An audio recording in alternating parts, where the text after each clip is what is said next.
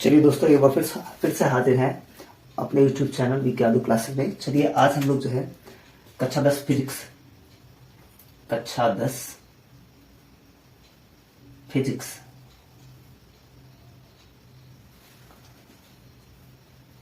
से कुछ महत्वपूर्ण जो सवाल है उसका दूसरा पार्ट जो है पढ़ेंगे। कल हमने जो है कुछ महत्वपूर्ण जो सवाल बोर्ड में कई बार आ चुके हैं उनको हमने जो है बारीकी से आपको बताया। चलिए उसके आगे कुछ और सवाल हैं उनको बताते हैं। चलिए सवाल नोट करते हैं। पहला सवाल क्या है? पहला सवाल, ठीक है, पहला सवाल देखिए, ध्यान दीजिएगा क्या दिया है। किसी परिपथ में दिया है सवाल, किसी परिपथ में 10 एम्पीयर की धारा प्रवाहित की जाती है। 10 एम्पीयर की धारा प्रवाहित की जाती है। 10 एम्पीयर की धारा प्रवाहित की जाती है। आप जानते हैं एम्पीयर जो है किसका मात्रक है? धारा का मात्रक है। 10 एम्पीयर की धारा प्रवाहित की जाती है। कोई परिपथ है उसमें 10 एम्पीयर की धारा प्रवाहित की जाती है। अभी सवाल अधूरा है, इसको हम पूरा करें। और देखिए क्या है, क्या दिया है। परिपथ में लगे 2 ओम प्रतिरोध वाले, परिपथ में लगे 2 ओम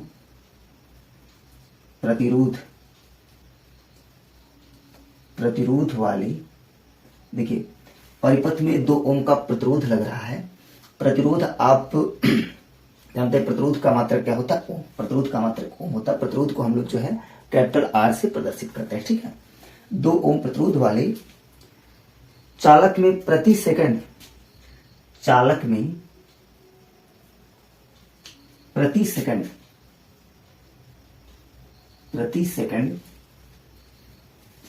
प्रति सेकंड उत्पन्न ऊष्मा की गणना कीजिए। उत्पन्न ऊष्मा की गणना कीजिए। देखिए ऊष्मा के लिए H बराबर होता है, एक फार्मूला है, H बराबर I स्क्वायर RT। ऊष्मा के लिए एक फार्मूला है I स्क्वायर RT, ठीक है। अब देखेंगे किसी परिपथ में 10 एम्पीयर की धारा प्रवाहित की जाती है। परिपथ में लगे 2 ओम प्रतिरोध वाले चालक में प्रति सेकंड प्रति मतलब क्या होता है? 1 सेकंड उत्पन्न ऊष्मा की गणना कीजिए, ठीक है। शायद हमने जो है इसी सवाल पे समाप्त किया था। अब चलिए हम लोग आगे इसको बढ़ाते हैं।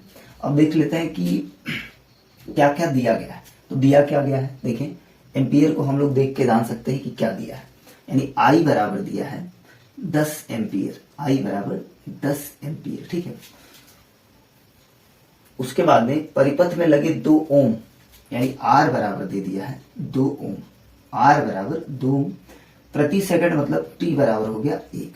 अब H बराबर निकालना हो तो H बराबर आप आसानी से निकाल सकते हो I square RT। I square मतलब 10 का स्क्वायर, R मतलब कितना हो गया 2 और T कितना है 1, यानी H बराबर 10 का स्क्वायर 100 हो गया और गुणे 2 यानी 200 जूल। H बराबर क्या हो गया 200 जूल, ठीक है। कार्य का ऊष्मा का इस सबका मात्रा क्या होता है? जूल होता है। अब देखिए यदि जूल को जो है हम लोग जो है किसमें चेंज करना चाहे, कैलोरी में, तो 4.2 से डिवाइड कर देते हैं उसको। 4.2 से डिवाइड कर देते हैं। तो ऐसा आप कर सकते हैं, कर लीजिएगा। जैसे मान लीजिए कैलोरी में पूछे तो H बराबर आ जाएगा, H बराबर 200 बटा 4.2। तो इसको डिवाइड कर लेंगे, जो भी आएगा वो किस में आएगा? कैलोरी में। किस में आएगा? कैलोरी में आएगा, ठीक है। हम आपका एक एक सवाल जो इंपॉर्टेंट सवाल है, जो एनसीईआरटी के सवाल हैं उनको भी करवा रहे हैं, ऐसे मिक्स सवाल करवा रहे हैं जो कक्षा 10 के ही सिलेबस के हैं। अब देखिएगा ये सवाल आपका कंप्लीट हो गया। किसी परिपथ में 10 एम्पीयर की धारा प्रवाहित की जाती है। परिपथ में लगे 2 ओम प्रतिरोध वाले चालक में प्रति सेकंड उत्पन्न ऊष्मा की गणना कीजिए। तो ऊष्मा के लिए आपको फार्मूला कौन सा अप्लाई करना है? H equal to I square RT, ठीक है। अब इसको आप नोट कर सकते हैं।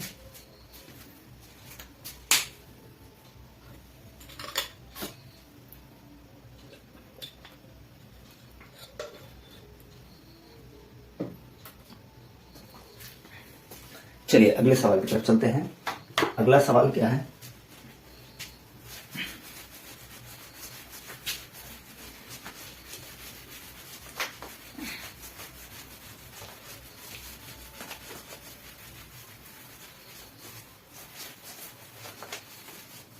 अगला सवाल ध्यान दीजिएगा।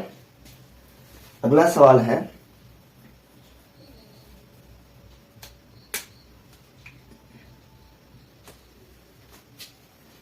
दिया है किसी चालक के दो बिंदुओं के बीच, एक मिनट, दिया आपके घर के विद्युत मीटर पर, सवाल नंबर 2 है, आपके घर पर विद्युत मोटर, आपके घर पर विद्युत मोटर, सॉरी विद्युत मीटर है, विद्युत मीटर पर क्या लिखा गया है? 225 वोल्ट, 225 नहीं है 250 वोल्ट व 20 एम्पियर, 20 एम्पियर। यानी आपके घर पर विद्युत मीटर पर 250 वोल्ट यानी विभवांतर क्या है? 250 वोल्ट, और धारा कितना प्रवाहित हो रही है? 20 एम्पियर की धारा, ठीक है, 20 एम्पियर लिखा हुआ है, लिखा हुआ है, लिखा हुआ है, लिखा हुआ है। आप इस मीटर से, आप इस मीटर से, आप इस मीटर से, इस मीटर से अपने घर में अधिकतम कितना, अपने घर में अधिकतम कितना, अधिकतम कितना भार, अधिकतम कितना भार, कितना भार संचालित कर सकते हैं, अधिकतम कितना भार संचालित कर सकते हैं, संचालित कर सकते हैं। यानी आपको निकालना है कि 250 वोल्ट और 20 एम्पियर अगर मान लीजिए मीटर पे शो करता है, आपके घर पर विद्युत मीटर पर इतना लिखा हुआ, अगर इस तरह से मीटर पर लिखा हुआ है तो आप समझ सकते हैं आपको क्या निकालना है कि आपके मीटर की सामर्थ्य क्या है। तो देखिए P बराबर होता है, P बराबर, हल में देखें P बराबर होता है B गुणे I, P बराबर होता है B गुणे I। तो देखें आसान सा सवाल है। अब यहां देख लेते हैं क्या क्या दिया है। B बराबर दिया 250 वोल्ट, विभवांतर का मात्रक है, और I बराबर दे दिया है 20 एम्पियर, 20 एम्पियर, ठीक है। P जो है, P कहीं कहीं कहीं जो है WT होता है, तो वो सामर्थ्य के लिए होता है, ठीक है, ये भी सामर्थ्य ही है। P बराबर B गुणे I, ठीक है। ये कई जो है प्रतिरोध के पदों में भी ये फार्मूला होता है, और धारा और विभवांतर के भी पदों में होता है। ये कई मतलब अगर मान लीजिए इसमें प्रतिरोध दिया होता तो प्रतिरोध के पदों वाला फार्मूला लिखते, B बराबर हम लोग लिखते IR, ठीक है। तो इस तरह से बन जाएगा। देखिए अब हो गया ये P बराबर B गुणे I, यानी B का मान 250 वोल्ट और I का मान 20, यानी P बराबर हो गया 25 गुना 50 और 00 5000 वाट। P बराबर कितना आ गया? 5000 वाट, यानी उसकी सहन शक्ति कितना होगा? 5000 वाट होगा, ठीक है। चलिए और हम लोग आगे चलते हैं अगले सवाल पे। अगर इस तरह का सवाल आ जाए जिसमें आपको विभवांतर और एम्पियर दिया गया और उसकी सामर्थ्य या अधिकतम भार पूछे, सामर्थ्य शक्ति या अधिकतम भार पूछे, तो आपको यही वाला फार्मूला लगाना है, ठीक है। अगला सवाल है, देखिए इसको आप कॉपी कर सकते हैं।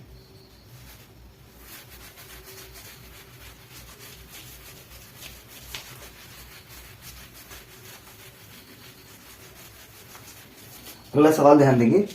अगला सवाल क्या है?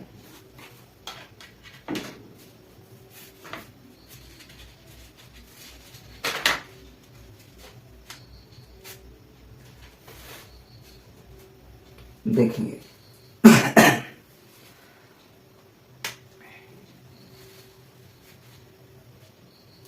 दिया है दो प्रतिरोधों के मान। कई सवाल हैं जो मस्ट लगते हैं, जो लगते हैं कि कई बार आ चुके हैं, वही सवाल जो हम सॉल्व करवा रहे हैं और ऐसे सवाल आपको लगवा रहे हैं जिसपे कई सवाल लग जाए। ठीक है, जैसे मान लीजिए एक ही टाइप के सवाल अगर आपको बताए जाए, एक ही टाइप के सवाल बताए तो बार बार आपको वही सवाल पढ़ेंगे तो वो अच्छा नहीं लगेगा। और सवाल विद्युत का ही है, अलग अलग टाइप का सवाल है। जैसे एक तरह का बता दिए तो उस पर आप कई सवाल आसानी से लगा सकते हैं और उसके फार्मूले को भी हम साथ साथ में बता रहे हैं। ठीक है, और एक दिन एक टाइम जो है एक ऐसा वीडियो बनाएंगे जिसमें केवल फार्मूले और परिभाषाएं जो है नोट करवा देंगे और बता देंगे। ठीक है, चलिए अब हम लोग सवाल क्या लिखते हैं। सवाल नंबर 3 क्या है, सवाल नंबर तीसरा क्या है। दो प्रतिरोधकों के मान, दो प्रतिरोधकों के मान, दो प्रतिरोधकों के मान क्रमशः 6 ओम, क्रमशः 6 ओम एवं 3 ओम है, 3 ओम है, 3 ओम है। दो प्रतिरोध हैं, एक R1 एक R2, उसमें पहले का जो है प्रतिरोध 6 ओम है और दूसरे का क्या है 3 ओम है। ठीक है, इनके संयोजन से बनने वाले अधिकतम, इनके संयोजन से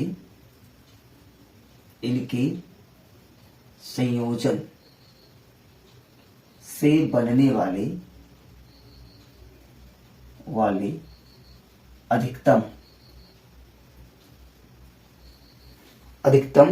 व न्यूनतम प्रतिरोध की गणना कीजिए, व न्यूनतम प्रतिरोध की गणना करना है, की गणना कीजिए, गणना कीजिए, ये सवाल। ठीक है, अब यहां थोड़ा सा हम आपको बता देते हैं, थोड़ा सा क्या मेन फैक्ट क्या होता है। मान लीजिए R1 व R2 जो है दो प्रतिरोध है। ठीक है, यदि इनको जो है हम लोग श्रेणी क्रम में जोड़ेंगे, श्रेणी क्रम में कुछ इस तरह से जोड़ा जाता है। श्रेणी क्रम के लिए कुल प्रतिरोध या तुल्य प्रतिरोध होता है, तुल्य प्रतिरोध R इक्वल टू होता R1 प्लस R2, यानी इनको सीधा सीधा जोड़ दिया जाता है। श्रेणी क्रम में कैसे जुड़े होते हैं प्रतिरोधक, एक प्रतिरोधक का जो है अंतिम छोर दूसरे प्रतिरोधक के प्रथम छोर से कुछ इस प्रकार जो है जुड़ा रहता है। श्रेणी क्रम में क्या होता है कि प्रतिरोधकों को ऐसे सीधे सीधे जोड़ लिया जाता है, उनका कुल प्रतिरोध जो है प्राप्त हो जाता है। ठीक है, और समांतर क्रम के लिए तुल्य प्रतिरोध क्या होता है, समांतर क्रम के लिए 1/R बराबर 1/R1 प्लस 1/R2। ठीक है, तो आप जानते हैं कि हर एक संख्या जैसे मान लीजिए R1 जो है 1/R1 से क्या होगा, कम होगा, थोड़ा होगा। ठीक है, अब इसमें जो है हमेशा आप समझ के जान के रखिएगा कि श्रेणी क्रम से अधिकतम प्रतिरोध प्राप्त होता है, क्या अधिकतम, और समांतर क्रम से न्यूनतम प्रतिरोध प्राप्त होता है। यानी 6 ओम प्रतिरोध है एक का और एक का 3 ओम है, यानी R1 और R2 दे दिया है। देखिए ध्यान दीजिएगा, R1 दे दिया है 6 ओम और R2 दे दिया है 3 ओम। ठीक है, अब अधिकतम अगर प्रतिरोध प्राप्त करना हो तो इन दोनों प्रतिरोधों को किस क्रम में जोड़ देना है, श्रेणी क्रम में। तो आप लिखेंगे अधिकतम प्रतिरोध प्राप्त करने के लिए, अधिकतम प्रतिरोध प्राप्त करने के लिए, अधिकतम प्रतिरोध प्राप्त करने के लिए प्रतिरोधों को किस क्रम में जोड़ते हैं, श्रेणी क्रम में। प्रतिरोधों को श्रेणी क्रम में जोड़ते हैं।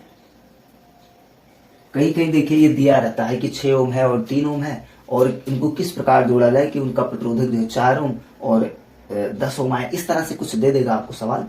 तो वहां पे आपको मिश्रित क्रम करना पड़ेगा कि दो प्रतिरोधकों को आप समांतर में जोड़ो या श्रेणी में जोड़ो, फिर तीसरे को समांतर में जोड़ो, तो इस तरह से भी जोड़ना पड़ता है। लेकिन इसमें केवल यही चीज दिया, देखिएगा अधिकतम और न्यूनतम। अगर इस तरह से पूछे कि आपको अधिकतम प्राप्त करना और न्यूनतम, तो अधिकतम प्राप्त करने के लिए आप जोड़ देंगे श्रेणी क्रम में और न्यूनतम प्राप्त करने के लिए जोड़ देंगे समांतर क्रम में। ठीक है, तो प्रतिरोधकों को श्रेणी क्रम में जोड़ते हैं। तब क्या होना चाहिए, R बराबर R1 प्लस R2।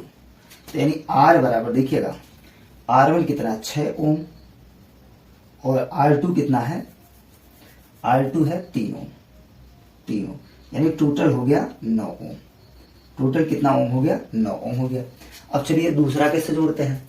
एक बार तो हमने इसको जोड़ दिया किस क्रम में, मतलब श्रेणी क्रम में। ठीक है, श्रेणी क्रम में हमने इसको जोड़ दिया।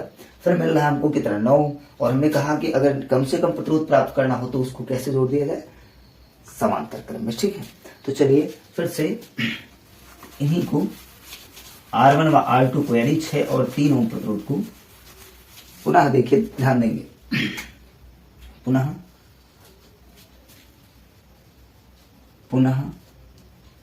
दिए गए दोनों, ऐसा नहीं लिखेंगे, पुनः जो है ऐसे लिख सकते हो, क्योंकि आप जानते हैं कि 6 और 3 ओम दे दिया है, तो कुछ और ऐसे लिखिए, इफेक्टिव लिखिए, कुछ लगे कि हाँ प्रभावशाली है।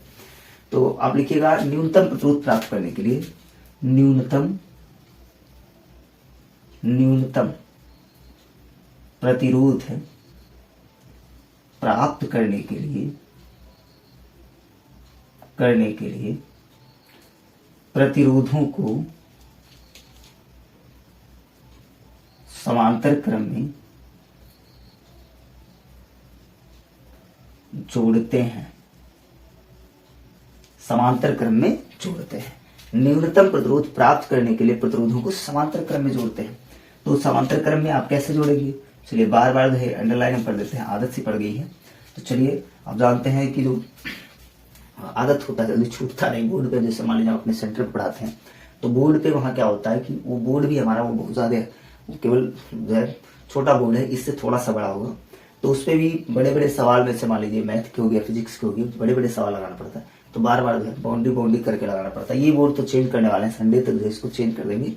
देखिए समांतर क्रम में जोड़ते हैं तो क्या हो जाएगा, चूंकि आप जानते हैं कि R1 बराबर दे दिया 6 ओम और R2 बराबर दे दिया है 3 ओम। ठीक है, तो टोटल होएगा क्या, 1/R बराबर 1/R1 मतलब 6 और 1/R2 मतलब 3। जोड़ दो, आसानी से आप जोड़ सकते हो, दोनों का हर बराबर कर लो, 2 से गुणा कर दीजिए।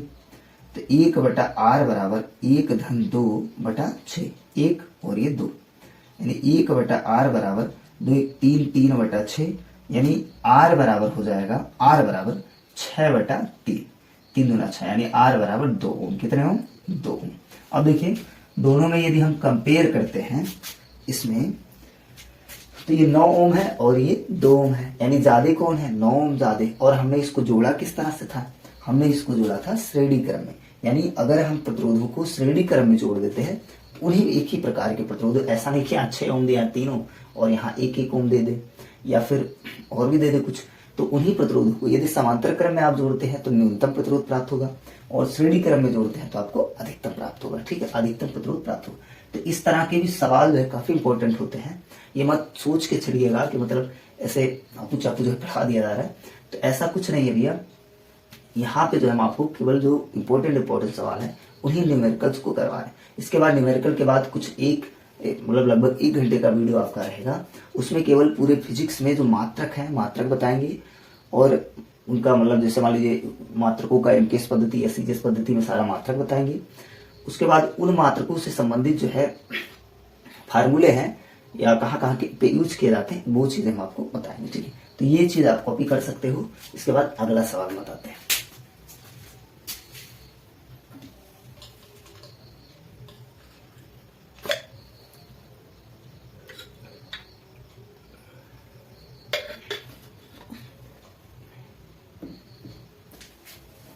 चलिए मिटाते हैं इसको।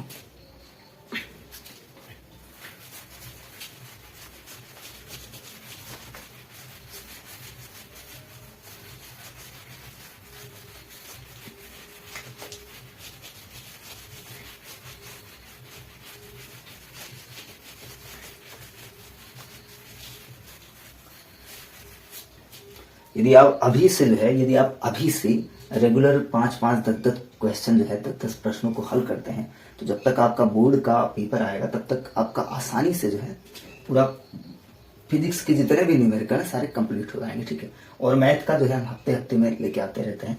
संडे को आपका मैथ का एक चैप्टर जो है चलेगा, वो भी मतलब बताएंगे। चलिए अब अगला सवाल हम लोग देखते हैं। एक परिपथ दिया गया है इस तरह से, देखिएगा, ध्यान दीजिएगा, ऐसे दिया गया है। इस तरह के सवाल में जो है बच्चे थोड़ा सा घबरा सा जाते हैं, उनको लगता है कि ये सवाल जो है काफी कठिन होता है, लेकिन वास्तव में ये कठिन नहीं होता है। आप ध्यान से समझिएगा।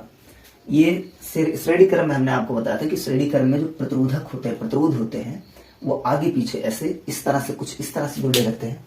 जैसे मान लें एक प्रतिरोधक ये है, इसका अगला भाग ये है, तो दूसरे प्रतिरोधक के पिछले भाग से ऐसे जुड़ा रहेगा।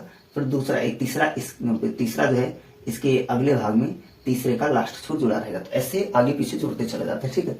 और श्रेणी क्रम में कंडीशन क्या होता है कि श्रेणी क्रम में सभी प्रतिरोधों में समान धारा बहता है, और समांतर में क्या होता है, सभी प्रतिरोधों का जो विभवांतर होता है क्या होता है, समान होता है, ठीक है। तो चलिए इस तरह का कुछ एक आसान सा सवाल दिया गया है।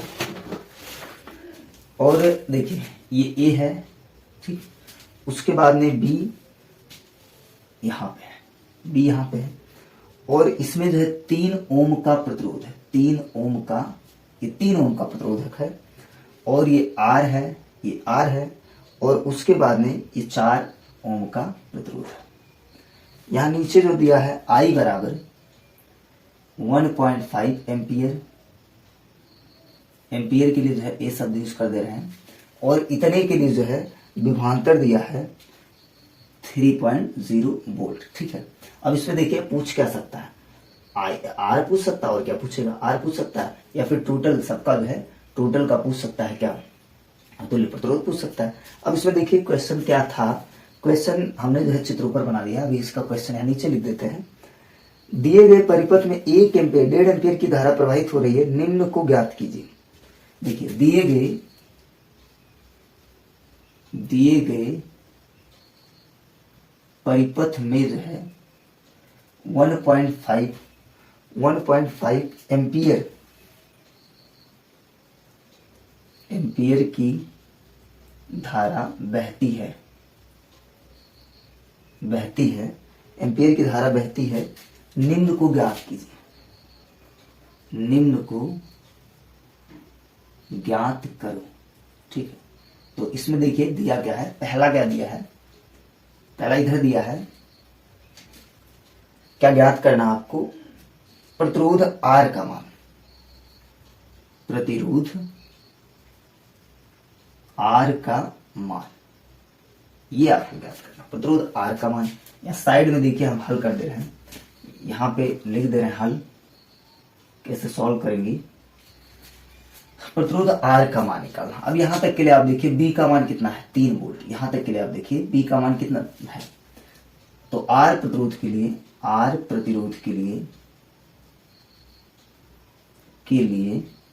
बी बराबर, चूंकि इसमें विभवांतर तो सेम नहीं होता है, श्रेणी क्रम में जुड़ा है, देखिए श्रेणी क्रम में जुड़ा है, तो इसमें विभवांतर तो सब में सेम नहीं होगा। तो आर प्रतिरोध के लिए बी बराबर 3.0 वोल्ट, और आई बराबर क्या हो जाएगा, आई बराबर 1.5 एम्पियर। चूंकि हम लोग जानते हैं, या आप लिख सकते हो, चूंकि श्रेणी क्रम संयोजन में समान धारा प्रवाहित होती है, समान धारा प्रवाहित होती है, श्रेणी क्रम में समान धारा प्रवाहित होती है, ठीक है।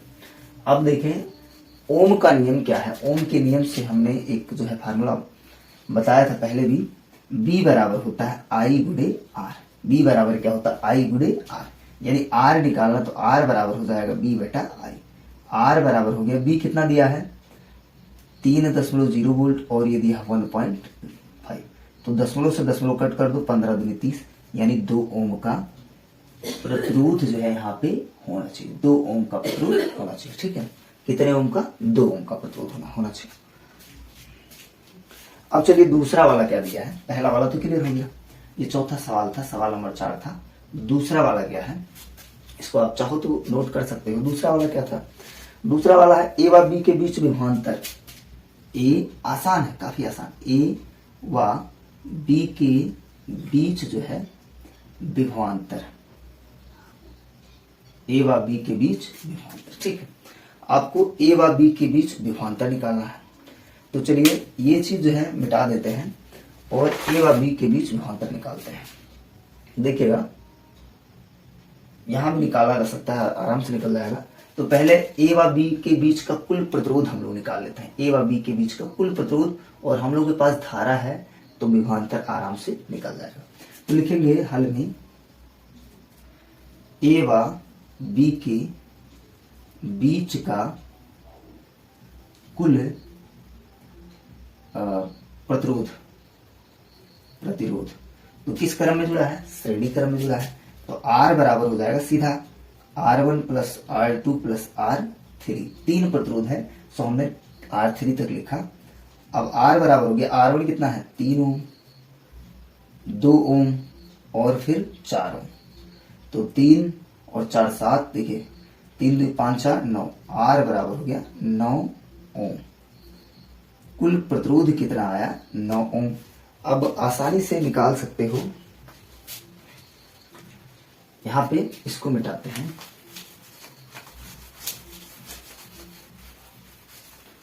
चूंकि देखिए, चूंकि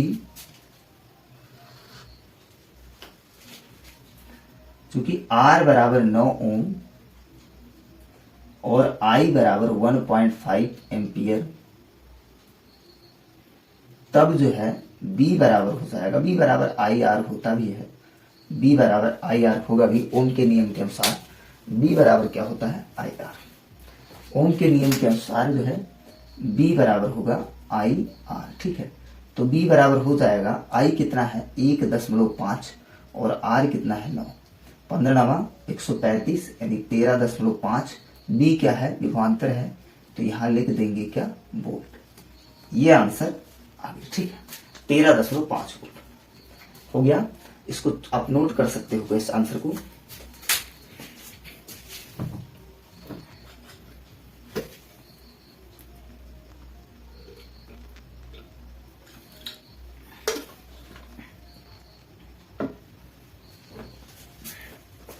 चलिए और अगला क्या है, आपको ज्यादा टाइम नहीं बैठ के पढ़ना है, बस आधे से 1 घंटा आप रेगुलर जो है कंटिन्यू आप पढ़िए। कंटिन्यू आप पढ़ते हैं, आपका पूरा टोटल आसानी से एकदम कंप्लीट हो जाएगा। और मैथ जो है, मैथ के लिए जो है हम जो चैप्टर आपके सिलेबस में है उसके लिए जो है वीडियो ला रहे हैं धीरे धीरे। चूंकि टाइम का थोड़ा सा प्रॉब्लम होता है, समय का, इसलिए जो है बहुत ज्यादा टाइम नहीं दे पाते हैं, लेकिन प्रयास करेंगे कि आपका अधिक से अधिक